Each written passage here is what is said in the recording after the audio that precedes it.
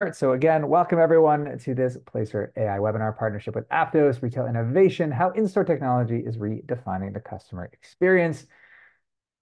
We are very, very excited today to be joined by Nikki Baird, VP of Strategy at Aptos. Nikki, thank you so much for being here. And why don't you tell us just a quick bit about who Aptos is? Yeah, well, thanks for having me. And Aptos is an enterprise software provider that focuses on all the parts of retail that are differentiating and hard. So everything from point of sale to omnichannel to inventory and in between. Amazing. Okay, so we are going to do things a little bit differently than the way we normally do. We usually kick off looking at what's happening in the retail space. Instead, we're going to be kicking off with our main topic on the retail innovation side. We will do our best to get to the retail analysis piece towards the end, though, sometimes we go off the rails and we waste all the time talking about the fun stuff at the beginning.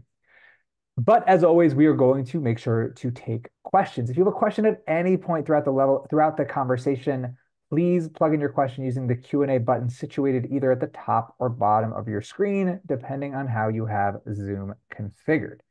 So let's do a quick introduction for those of you who are new to Placer. Placer is a location data company. That means people vote with their feet. We show you how they vote across the United States every single day. We do that by observing a panel, tens of millions of devices. We analyze that panel with AI and machine learning algorithms and make estimates based off of those algorithms to retail locations across the country. Very critically, this is all GDPR and CCPA compliant and all other necessary regulation. And we present all of that data in a wealth of different reports within our platform on everything from void analysis to trade areas, visit trends, rankings, and a whole lot more. But now it's time to dive into the topics at hand of retail innovation. And I want to start with a concept that, I've seen this discussed as the store as a platform, the store as a medium, and all these kind of different terminologies. But I think at its core, this concept centers around the idea that the role of a physical brick and mortar location is changing and evolving.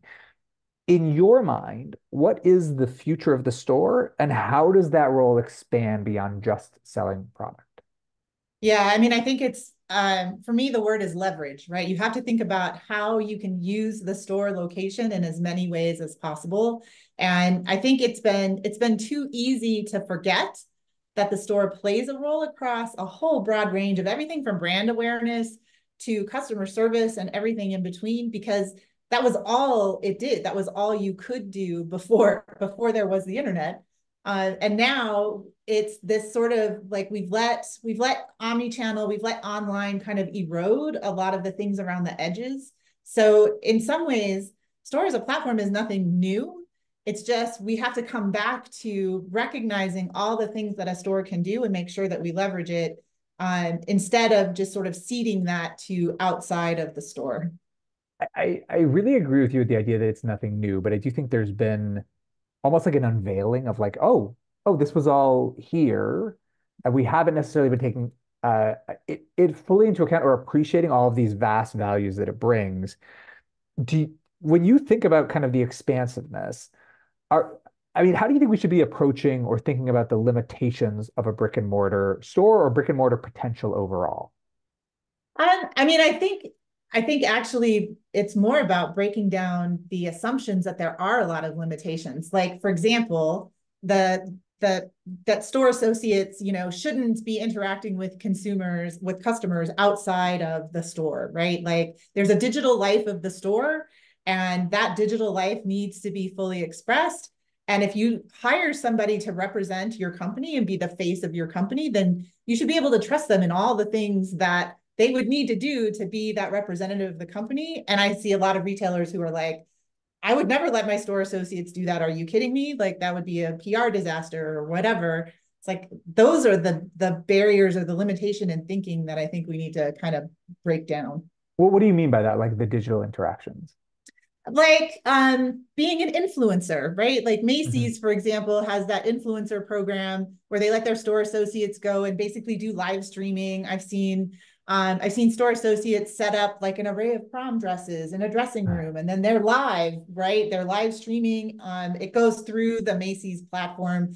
But then if anybody buys any of the products from the click through that they provide, of here's all the dresses that I featured, then that store Mhm. associate gets like a commission for the sale. Those kinds of thinking about how you can leverage the store associate for more than just standing in the store for when a customer walks through the door. that's leverage. And that's having to break down an assumption of, I'm only hiring this person to stand in my store in case a customer walks through the door. Yeah, I mean, it's a really important point because you think, I was in, I'll give a shout out to a specific brand, but I was in an Untuckit location last week, and the gentleman who was in the store was unbelievably helpful, really focused on helping me find the right fit of product. And when I go and then ultimately make a purchase, I don't know that he's going to get any credit for that, even though the entire sale was done by this individual, and they did a really fantastic job of getting me hooked, getting me size, figuring out which style I liked most. I just ended up being like, you know what, in the end of the day, I'd rather make the purchase online and send it to my house, which kind of speaks to this the blurring of that digital physical divide. And I think, you know, when we think about omni-channel, it's the idea that these things should be happening in coordination. But it's interesting because I think the pushback we ever get when using this terminology is, oh, omni-channel, that's so like early 2000s. And yet my retort is always, show me the place that's really doing brilliant omni-channel work or maximizing omni-channel channels and or an omni-channel approach, and I'll stop talking about it. I mean, when you think about where we are today, what does omni-channel mean to you, and how would you kind of place that vis-a-vis where it could be or should be? Yeah. So it's interesting. I actually fielded a question from a reporter not this long ago who said Walmart's been using this term adaptive retail. So like, is that a thing? Is that replacing omni-channel now? And my response was, I see many people make a run at trying to replace omni-channel, like, oh, we've had it too long. We must get rid of it and replace it with something new. Even though from a maturity perspective, I totally agree with you. I see companies that have cool single things that they've done that show the potential of what could be happening, but nobody's done it comprehensively. And it's because it's hard. And even for me as a technology provider, like there's no one solution that you can go to that is your store platform. Like nobody offers that. So for a retailer to say, I'm going to do this, it's taking on a lot of effort on their part. We're not going to like it's going to take a long time. So I like adaptive retail because I like the idea of, you basically have to adapt to whatever your consumers want from you next. But I still don't, I mean, to me, it's buy anywhere, get anywhere, right? Hmm. And service anywhere. You could probably add that piece of it as well. Like that's what we mean by omni-channel, and nobody is able to do that quite yet. I mean, I think you nailed it on the head, that kind of the buy, get, service anywhere component. I think the other piece that's really critical when we think about Omni though is, what is the strength of the physical space? What is the strength of the digital space? And how do we lean into those strengths? Like, so are there lessons that the physical environment needs to learn from online? Yes. Are there lessons that online can learn from the physical environment? Yes, of course. But there are distinct features that for which online is a much better channel. And there are distinct features for which, or distinct goals for which buying in a store is going to be much better, or visiting the store is going to be much better. And I think the dream of Omni is saying, hey, my store is better for figuring out what your size is, but online is Mhm. better for engaging you with you on an ongoing basis. And the store might be better for returns because it cuts my cost. And like, but online might be better for, fulfillment, whatever it may be for each retailer. But I think that, one of the really important things when we talk about is with omnichannel is it's not a single strategy. It's an approach of maximizing channels that should be different for every single brand. Yeah. Yeah, it's the so like the store, because it's experiential, right? It engages all of your Mhm. senses. It's stickier. We have several retailers who tell us all the time, the customer that we acquire in a store is more loyal and worth more to us from a lifetime value than one that we've acquired online. And that experiential part of it, I think we should not discount the value of that in that stickiness. And then I just like um being able to recognize that, okay, now that I've invested in this stickiness, I can sustain that relationship and stay top of mind through digital channels. And I can offload, replenishment kinds of purchases to online channels. That balance of matching both to each other and playing to the strengths of each. I agree. I just I don't know that retailers really think explicitly about those kinds of things. They're still trying to figure out, well, how do I do buy online, pick up in store? How do I do return to store? And what do I do with the items when they return it to store? I mean, it's such an important point because I think again when we were we were doing it as a as like a State of the Union, like what are our big trends to track? I think it was at the beginning of last year, and we put Omni as one of them, and the host was like, "Oh, ha ha ha," and we are like, "No, no, being serious here because tell me who's doing Omni right in the sense that adding channels is not omni-channel. Maximizing channels for your specific customer and your specific product and brand, that's the same way nobody would be like, oh, you have a store? Check. No, you have to have a Yeah. store that really captures what you're attempting to accomplish and is suited to your audience and your product, your mission statement. And I think when we start seeing Omni look, oh, this feels like, I don't know, J.C. Penney Omni channel, and this feels like Zara Omni channel, like that's when I think we'll know, oh, we've certainly jumped a level. And speaking of jumping a level, I think one of the areas that we've seen a tremendous amount of excitement around is the idea of like retail media, specifically within the brick and mortar environment. Now, obviously, this isn't a new idea. I mean, we've seen this in the online space for a long time, and any category management professional is like, slamming their hands against the table, being like, we've been doing this forever. But how big of an idea do you think retail media is within brick and mortar? And what do you think the short and long term potential is? Yeah, I think the short-term potential is big. Like for sure, I agree with you. It's nothing new. When I first started at Forrester back in 2005, the first article that I wrote was on effectively Walmart's retail media network. They didn't really call it that at the time, but it was the TVs that they put in their stores and the advertising dollars that they were squeezing out of suppliers to be featured on those TVs in the store, which really was kind of the kickoff for the whole digital out of home, right? The Yeah. billboards and the place based and all of that stuff. So this is really coming back around and kind of adding digital, the true digital, into the mix. And in the past, like the mix between trade promotion and advertising spend, right? That was a line you could not cross. That was untouchable. And this time around, it feels like we've really opened the doors to kind of blend the two together. That's what's really different. And that's what kind of opens up the opportunity much more, I think. Long term, though, I think we have to recognize the ultimate goal of a store is to connect a customer to a product. And if you spend all your money on trying to distract them from their purpose, then you're going to end up being self-defeating. You're going to confuse them. You're going to derail them. It's the whole Cory Doctorow and shitification. Like, don't and shitify your stores with retail media. And I'm worried that that's the end game for this. Oh, I get this. Sorry. You saw the excitement in my face because I think it's my. I mean, then okay. So let's follow this thread. What's the key to making it really great? You really have to focus on the right communication at the right point in the shopping process. And you have to understand what your shoppers' goals are in those moments so that you're supporting them. Like if they're standing at the shelf, they're trying to make a choice. So you should speak to here's how you can make a selection, right? If they're walking in the store, it's awareness. It's, hey, we have this new product and you really should come check it out, right? You really have to think through not how to interrupt, which is a lot of times what advertising really is. This is not about interrupting. This is about facilitating.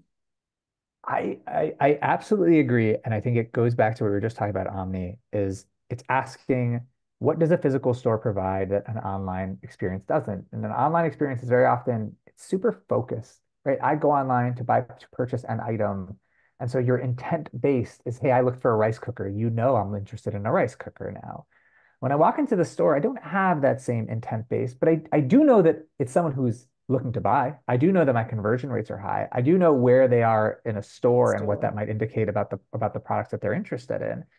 I think the most important thing is I'm in discovery mode. I'm willing to like walk the aisles and like, I came to buy Fruit Loops, but maybe you can convince me to buy Fruity Pebbles, right? And I think that's the excitement of retail media, of the idea that I'm still making my considerations and I'm ready to be wowed by what you have to offer. Yeah. But to do that, you can't pull me out of the in-store experience. And so you see people doing like, QR codes and the like, and it's lovely. I think it's misguided. I think it strips me out of it strips the discovery experience from the store, which is the biggest advantage it brings to the table. Yeah. Totally. Totally agree. I think it's going to be a very interesting channel to see as we kind of think about what we were just talking about of how do we, from an omni perspective, how do you maximize each? When you think about what's happening in the in-store experience and how we improve it, how should retailers be approaching their in-store strategy and evolving that strategy forward? Yeah, so when we were doing the prep for this and you shared this slide and I was looking at it and I was like, "Oh crap, I can't believe dwell times are falling. What the heck is happening?" And then I literally this week came across a study that showed that all the carefully constructed things that retailers do to try to increase dwell time is getting derailed by what else? The mobile phone. You're walking through the store, they've got this carefully constructed experience that's designed to maximize your time in the store because the more time you spend in the store, the more you're going to spend. And then you get a notification, and then reality reinserts itself and intrudes on that experience. And I think that might be what's disrupting this. So either retailers need to, they either need to like put Faraday cages around their stores. Malls are already halfway that anyway, but or they need to figure out how to either take the phone out of play or put it more centrally in play so that it's already a part of the experience and not an interrupter of the experience. I think that's that, where that smoothing out needs to happen. It's that we haven't figured out how to use the phone as part of the experience. I mean, when Apple first came out with the iPhone, and there were retailers who were like, I am going to wrap my stores in tinfoil and I'm not going to let, consumers access. And, now we have in-store mode on apps and things like that. Mhm. But for all of that, I still don't think we've cracked the code. Like the in-store experience that's guided or facilitated with an app, it's not that great. It's getting better, but it's still got a long way to go. But the phone, I think, is what's driving a lot of this, which is just fascinating to me. I mean, it's such an interesting point. I also feel like the phone has another role, and or the phone or the tablet or the mobile device has a role in the hands of the store associate that we mentioned Oh before of yeah. like, how do we empower store associates to give a much better experience? Because I think we've all been in the place where we go through the shopping experience. There is a store associate that's helpful, and it's like, oh, we don't have the product for you. You're like, oh, okay, so help me get it. And they can't necessarily do that. Or we have store associates who are kind of busy doing other things when they could be making such more of an impact on the floor, helping out customers. I think mobile devices give us an ability to unlock the power of those working in our locations. Yeah, and I see too many retailers that just stop at parity that are like, well, I gave you all the same information that the consumer can access on the website, so we're good. And it's like, yeah, I mean, you kind of know more. I mean, the store associate doesn't know more, but you as the retailer, you know a lot more, and you could potentially condense that down and put some of that in front of the store associates so that they're not, just looking at the same exact website that the customer is looking at when they're standing in front of you. If you know that, hey, there's a shipment that's going to come to your store in 3 days, right? As Mhm. opposed to it's not in the back room and that's all you've got. I think there needs to be a lot more effort around, well, what do we know that the store associate doesn't know, but that we could tell them that would help them not just have parity, but actually have an information advantage that makes them a valuable part of the conversation for the customer again. I mean, I think even so much of it is freeing them up to be helpful because I think part of the experience of, we saw this when, you know, obviously, the pandemic was this kind of, in theory, should have been like according to the retail apocalypse narrative, right, that should have been the death knell for the store. And I think it failed because of the social aspects of the store in many cases. And Mhm. a key part of that is the store associate. And, we were at I was at a conference recently and they said, what's the biggest technology other than your own that you think is changing retail? And I said, lots of things that are empowering frontline workers to give people a better experience, to be more knowledgeable about the products that they're selling, to make it social and enjoyable. And I think we've all been in that situation where there has been a store associate who's been the difference maker between a purchase. And how do we unlock that? Because it it makes it look, are there some people who don't want it at all? Of course. But for those who do, it can be a difference maker between in basket size, between if there's a conversion at all, and a lot more. Yeah, and I say all the time, I mean part a large part of the reason why people go to stores is for that store associate experience, because otherwise they could just sit in the parking lot and be on their phone and go to the website and buy it that way. Like, why do you even need to walk into the store? You could buy it online and then just go and pick it up if you don't want that store associate experience. But if you actually walk through the doors and you enter the store, you're looking for more than what you can get any other way. And to discount the impact of that store associate on that stickiness, on the experience, on the engaging all the senses, on the feedback loop of the social interaction, back to leverage, right? You just can't discount the value of that in not just in the moment, but in the long-term value of that customer and building that loyalty and their willingness to keep you top of mind and come back again and again. I think it's a really, really important point. When you think about the steps that retailers should be taking today in order to future-proof their stores for the future, what are those? Because it does ask to kind of, hey, look into that crystal ball and tell us what the store is going to look like, and therefore, how do we get ahead of it? Yeah, I said this a million years ago, but I'm going to stick with it.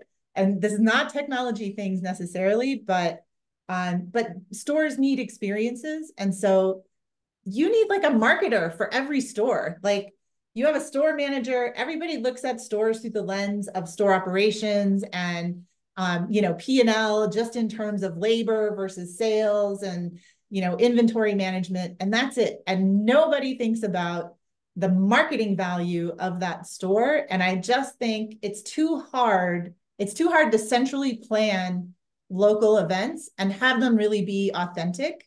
So I see a future where there's going to be somebody, maybe their district or whatever, but somebody who's going to be responsible for that marketing face or that go-to-market outreach of the store that drives people to the store for all those experiences that we need to have. It's not about that. Yeah, online advertising is great. Social media influencers are great. But when you park one of them in front of a store and offer a guided tour or whatever, like, that's got so much more just tangible benefit to it.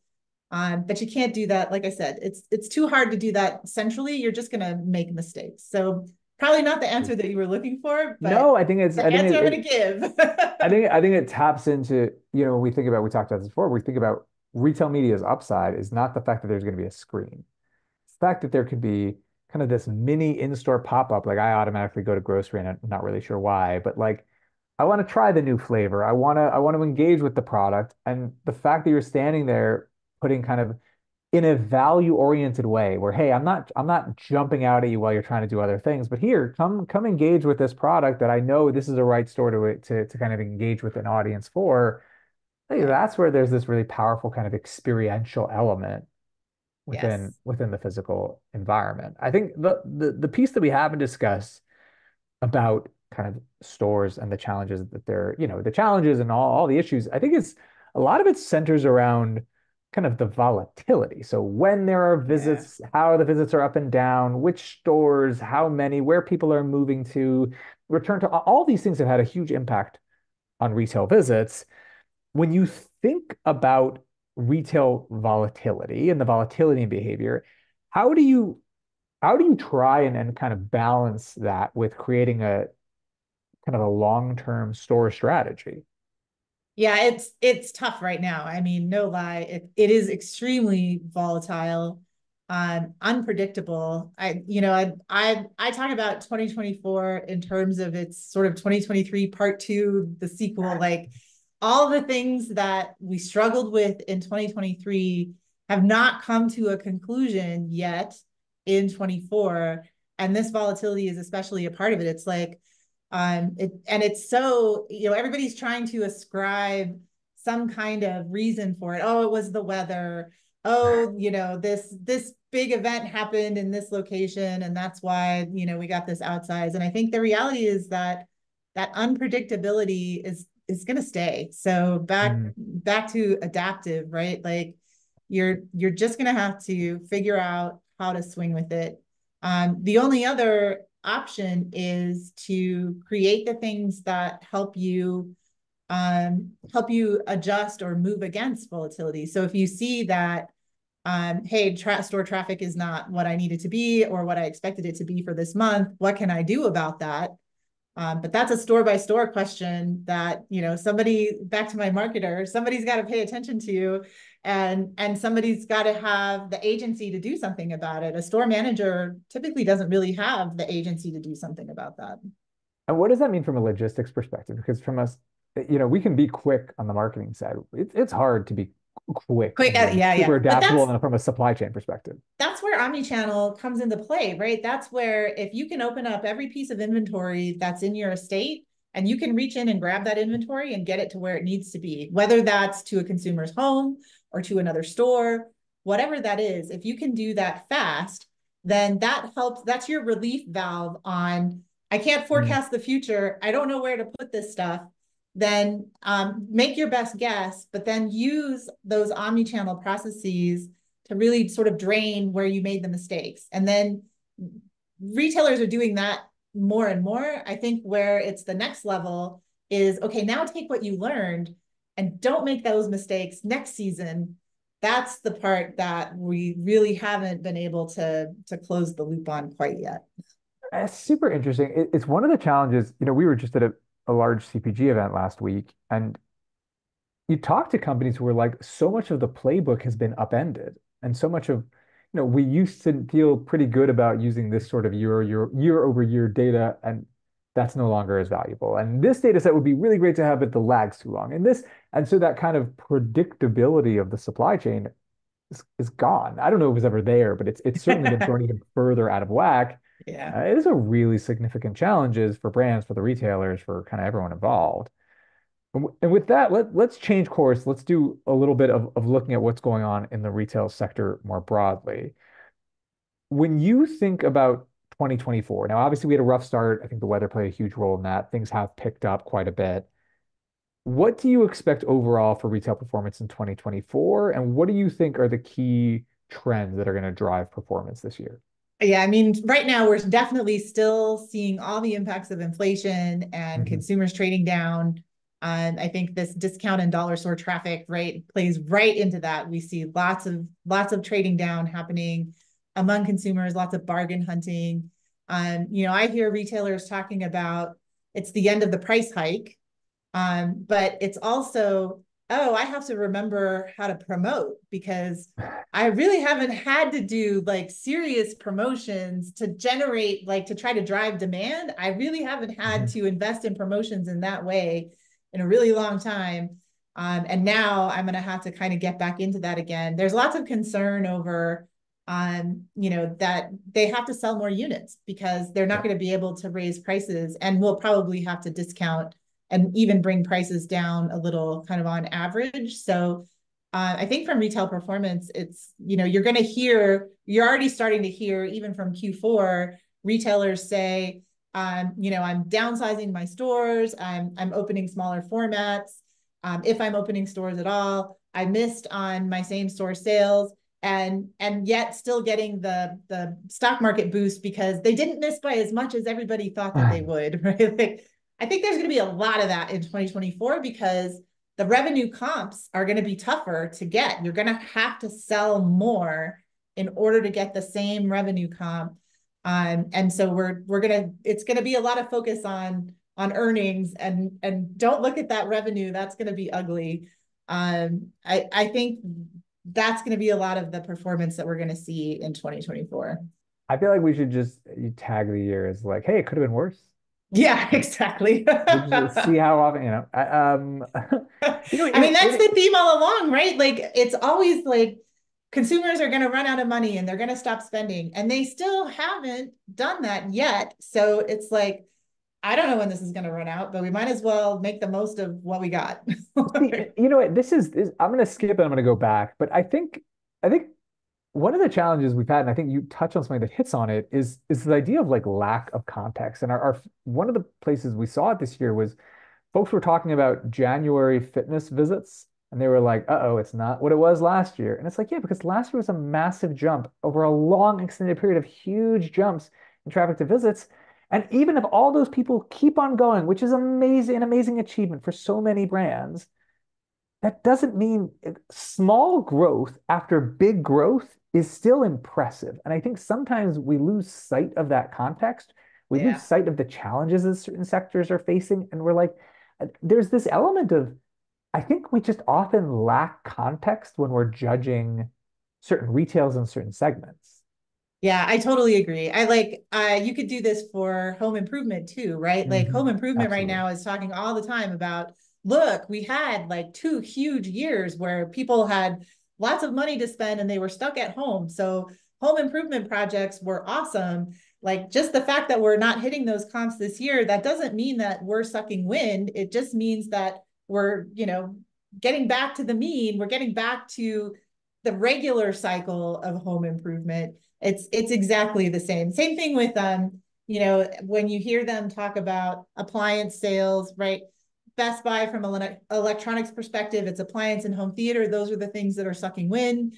Those are the challenged categories. It's the same thing in home improvement. It's like, well, yeah, because interest rates are really high. Consumers finance those purchases with Mhm. credit card offers, and they're not going to like that makes it twice as expensive now with the interest rates being where they are. So of course they're not spending on that stuff. That doesn't mean that, appliances are dead or whatever, Yeah. like to keep it in Well, and context. I mean, that's also the important piece here is I think sometimes we say, oh, if there was 3% growth, everything is amazing. If there was a 3% decline, everything is terrible. But it's not like nobody is buying electronics. There are still mass amounts of dollars being spent on electronics. It's just not quite the level that it was at this incredible peak. And it's always, I know this is kind of our silly example, but I kind of find it apt of like it's like the LeBron James effect. If someone's too good for too long, it's like a slight dip. Okay, 32 points per game Totally. isn't 35 points a game, but it's still tremendous. And I think it behooves us to understand that context because very often there's the big surprise of the year that's like, this wasn't surprising. They were always great. There was just really difficult comps and a difficult environment over a certain period of time. Yeah, I think there's headline seeking too, to be careful about that. Like you're doing a year over year comparison, and Hmm. and I cannot bring myself to look at retail data any other way because there's so much seasonality that Right. you could say something about how much traffic fell from December to January in this exact example, and it would be completely irrelevant. It's like, of course, retail sales are much higher in December than they are in January. So of course, retail sales are going to fall from December to January. That's not the point. The point is January to January. That's what we need to look at. But also fair comps on January. I mean, there was one year where February's visits got hammered, and we had a journalist say like, "Oh my God, is this retailer in trouble?" And we're like, "Oh no, no, no! There was a massive storm in Texas and New York. That's where the two of its top three states for locations, if you take out 2 weeks of that, you're going to see a dip. And it wasn't. And all of a sudden, I do think it's those details really matter. And very often things get missed in the shuffle when you aren't looking at the details. But yeah, I think it's a really important point. You mentioned before that the consumer is still in this mindset of like kind of value orientation and trading down and trying to maximize their dollars. How do you look at, is there a wider, I mean, we always look at the consumer from like a data perspective. We don't see, you know, obviously we see that they go to value oriented retailers more, but like we think about things like, how often they're going to the office, where they've moved, how those changes impact their potentially their retail perspectives. How do you see this state of the consumer in 2024? And are there things retailers can do to better adapt to that status? Yeah, I mean, I think the whole work from home, return to office, like everybody talks about that in terms of productivity and Mhm. employment, attractiveness, and things like that. But there's a huge retail angle to that that that I think the longer that this goes on, the more impact it's going to have from a retail perspective. So, I mean, in Denver is one of the, where I live, is one of the cities that has the least amount of occupancy return in the country. I think only San Francisco and maybe New York are worse. Like that's it. And when you go downtown and you look at the retail that's there, like it's just unsustainable for them. They're not getting the traffic that they used to or that they need to. And so then you start talking about, okay, well, where are consumers spending their time? If they're spending more time at home, the whole like 15-minute city had a Mhm. moment and then it kind of faded a little bit, but that like where do I go in order to get in front of them? And do I do that with permanent locations? Do I do that with temporary locations, like have these small formats that are very popular? I think trying to reach into a more diffuse setting of suburb is part of what's driving that. So I do think, I mean, I think retailers are very much watching kind of that state of the consumer and where are they moving to? Where are they moving from? Are they going to stay there? That's a big question. But the longer that a trend goes on, the more it becomes structural for the retailer because leases end or they end leases and they sign leases for new locations and they open those. And then that kind of makes an imprint that gets difficult to change over time. I very much agree with you. I also think it kind of speaks to the need for greater degrees of flexibility. So, for example, we see visits tend to get hit hardest on Mondays and Fridays, right? And that Mm-hmm. midweek is seeing the biggest boost. If you're a restaurant that's in an office area, your strategy needs to evolve. You can't have the same expectation that you once had. And I think what's the challenge is, it's not easy and can you evolve? A question came in, uh, are there new best-in-class retail technologies for winning at shelf in store? I mean, if I say no, I have to caveat that with, I mean, the thing is that retail is a technology laggard as an industry. Like, don't kid yourselves. Retail is extremely conservative when it comes to adopting technology, and especially when it comes to technology that goes in the store. So, you like electronic shelf labels, they've been around forever. Are they kind of having a moment? Yeah, more because now they have the one, they have labor challenges. So it's an easier way to price that's not labor intensive. And two, you have, price optimization solutions that actually can take advantage of what ESLs give you by having that screen at the shelf and the flexibility that that provides. So it's really more about how different technologies mature and then how you can combine them. That's when you see kind of cool, innovative things that are happening. So none of the things that can make a difference at retail are new. Some of how you bring those things together is new, and that's awesome and cool. And that's why I'm always excited about retail tech. But it's always a fight against, well, why should I spend money on this technology versus why shouldn't I just open another store? Or why shouldn't I just, redo my website?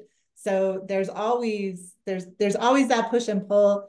And when you have that multiplier effect of, well, yeah, it only costs $1,000 to put this in a store. Well, great. I have 1,000 stores. So now we're not just talking about $1,000 here. So you got to make it pay. Like, how is that really going to pay? Do you also feel like part of it is some swings and misses? And like I don't know where I sit in terms of the majority and minority here, but I wasn't the biggest fan of Just Walk Out. I feel like Just Walk Out was like it was cool to talk about. Do I think it's like where have I ever been that I'm like I'm never gonna shop here again because I have to wait for three people online? Like it's not my experience. And again, for those who it is, I apologize. I think there's been some big like this is the next huge thing, and it's just failed to materialize that sometimes dissuades that investment. And I'm not trying to minimize the fact that there needs to be investment, Yeah. but I think there's been a lot of misses that kind of reinforce the conservative nature.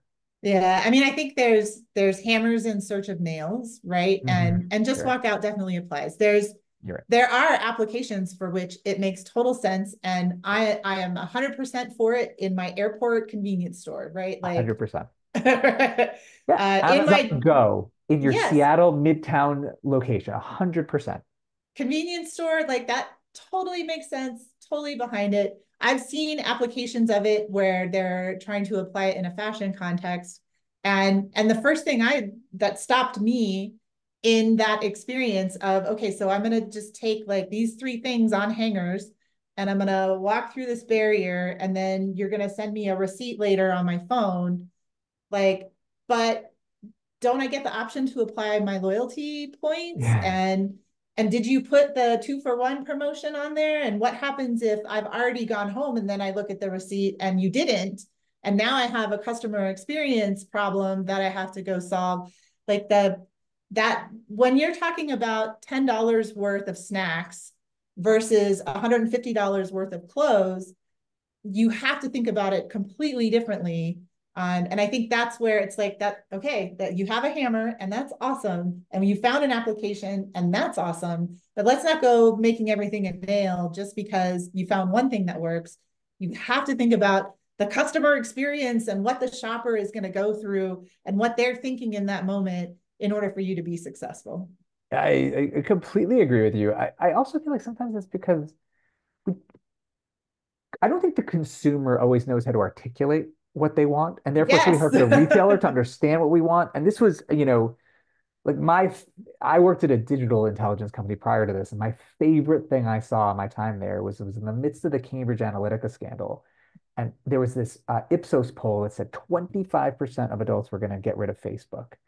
And we looked at the data. It was in the UK. We looked at the data in the UK, and we didn't see a 10% change, certainly not a 25% change. We saw a 0% change from the trend line.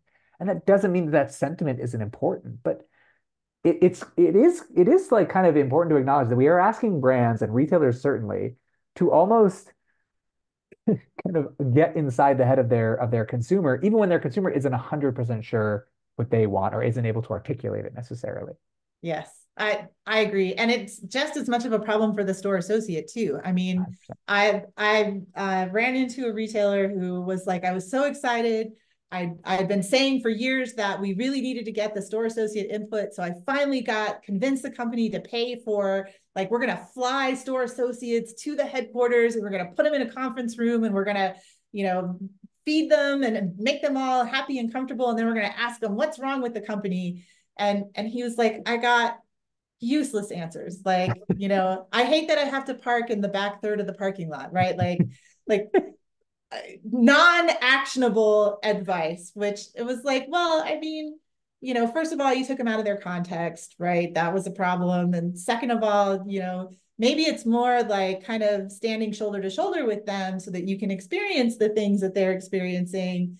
And you can ask them questions in that moment. You're going to get a lot more out of that than if you ask them to solve problems for you that they don't even really are aware of in their day-to-day existence. So it's I it's think you all need about the to questions. 100%. You could also undercover boss it and just Right. always sneak in. Like I think that's, Totally. and we will take credit for our, or we'll take our producer credits for that show. Okay, That's last it. question in the last minute. Give me a category you feel especially bullish about in 24. Let's end on a positive note. Category, you can do a retailer too, whatever you feel better about.